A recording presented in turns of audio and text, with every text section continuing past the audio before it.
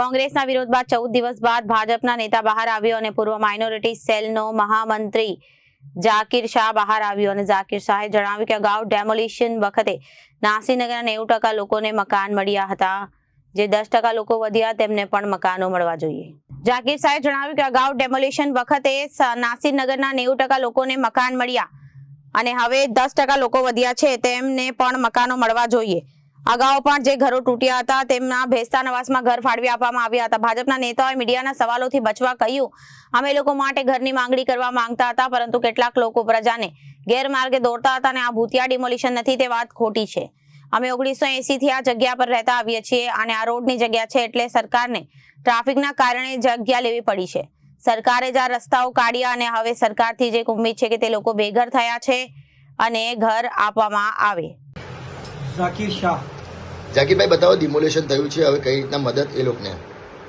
હવે ડિમોલેશન તો થઈ ગયું, હવે જે પણ છે અમારી પહેલાં પણ સરકારે ડિમોલેશન થયું છે ને એમાંથી ડાયરેક્ટ ચંદ્રશેખર આઝાદ બ્રિજ નીકળ્યું, ત્યાં 90% ઝુંપડપટ્ટી અમારી ડિમોલેશન થયું ને બધાને એક ફેમિલીને આપણે સરકાર તરફથી ફાળવ્યું છે, સરકારે ફાળવ્યું છે ને અમારી બધાની છે ને આજે બધા ભેસ્તાન આવાસની અંદર બધા ખુશ છે। તો હવે આ લોકોને કઈ રીતે મદદ કરવામાં આવશે? હવે આપણે આ 90% ઝુંપડપટ્ટીને ડાયરેક્ટ ફાળવી આપ્યું સરકારે।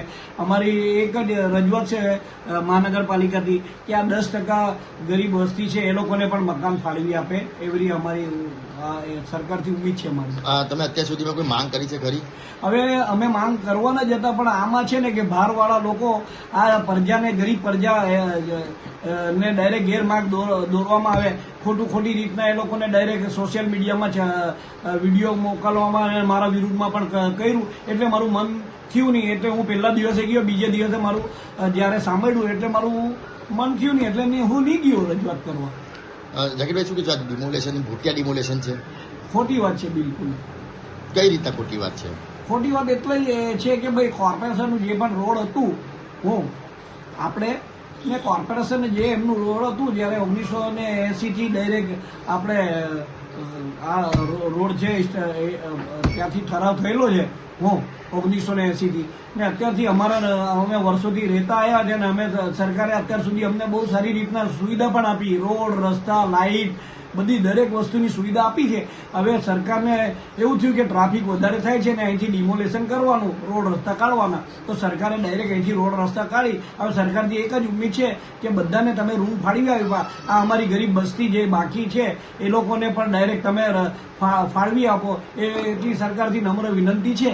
સાહેબ, એવું કહેવામાં આવે છે કે બિલ્ડરના ઇશારે આ મકાનો તોડવામાં આવ્યા છે? બિલકુલ તદ્દન ખોટી વાત। બિલ્ડરની જગ્યા જ નથી આમાં। બિલ્ડરની જગ્યા હોત તો આપણે ડાયરેક્ટ, બિલ્ડરનું એમાં કોઈ લેવા દેવું જ નથી। અમે શું કામ ખોટું બિલ્ડરને બદનામ કરીએ? બિલ્ડરનું કોઈ લેવા દેવું નથી દૂર સુધી। તો મહાનગરપાલિકા કેમ નથી સ્વીકારી કે એ લોકો ડિમોલેશન કર્યું છે? હવે કોર્પોરેશન ડાયરેક્ટ મહાનગરપાલિકા સ્વીકારતું નથી, એ લોકોની ભાઈ આપણે હું ખબર છે, એ લોકોના મગજમાં શું છે એ મને નહીં ખબર। બ્યુરો રિપોર્ટ, જન આદેશ ન્યૂઝ।